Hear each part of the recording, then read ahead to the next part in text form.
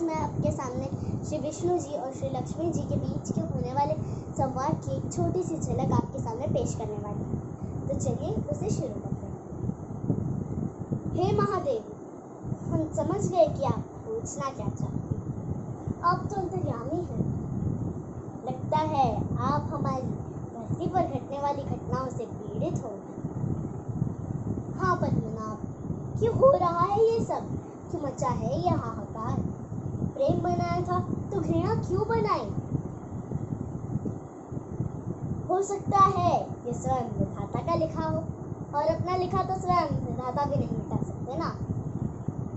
हे महादेवी, हो सकता है कि ये मानव की परीक्षा हो, उसके कर्मों की परीक्षा हो।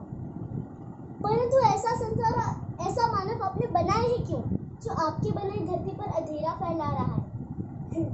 तो आप क्या चाहते हैं? हम केवल दिन बनाते और रात्रि न बनाते, तो फिर मानव को अंधेरे उजाले का फर्क कैसे जान पड़ता?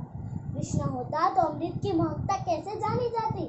पुष्प के साथ कांटे न होते तो पुष्प का सौंदर्य किसे जान पड़ता? किसे जान पड़ता?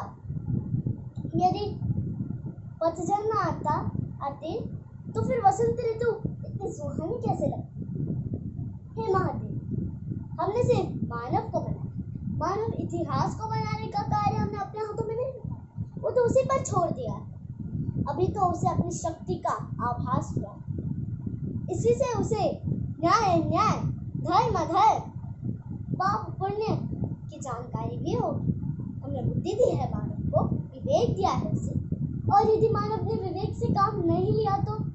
यदि रात्रि इसी प्रकार दिन को निकलती रही तो?